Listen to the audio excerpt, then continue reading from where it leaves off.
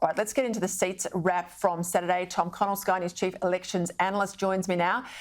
Take us through where we're up to because, I mean, famously, Tom, these buggers didn't count after 10 o'clock on Saturday. They didn't count tomorrow. What have they been counting today?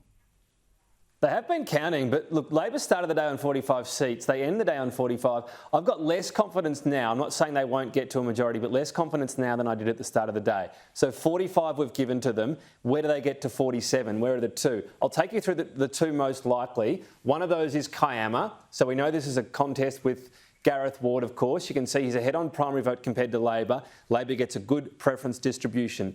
Right now, the two-party preferred, you can see it's tightened somewhat. And that lead, it's 51.2 to Labor. It's also about 900 votes. So where would Gareth Ward make them back? Well, one of those areas would be postal votes. If we have a look at the postal votes that are in already, we only have primary vote. 2,000 of those are in. Gareth Ward's already running at 48% so far. So he's doing really well on postals, and these are not yet factored into that two-party preferred count. They're only on primary. So depending how many we get in and how those preference flows go, he could easily make up the 900, maybe even sneak ahead of Labor just on postals. The vote to come after that is absent. And then one pre-poll booth in Nowra. That should be somewhere he polls well in. So you'd probably rather be just Labor at the moment. 900 votes is a decent lead in these contests, but don't discount Gareth Ward winning this seat. I think it's going to be closer than people are saying. So that's their best chance. That's their biggest lead right now. The other one, the second best one I think we would be calling is Ryde, which again, this is the only other seat Labor leads in right now out of the ones we haven't declared. Having a look at the primary.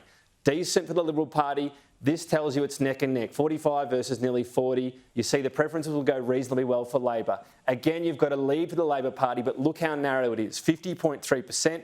That's 240 votes. The issue right now is what we've come to, what the vote is to come. Epping is the one pre-poll centre. So far, the other pre-poll centres have been much better for the Liberal Party. Will Epping be the same? We don't have a like for like from the last election.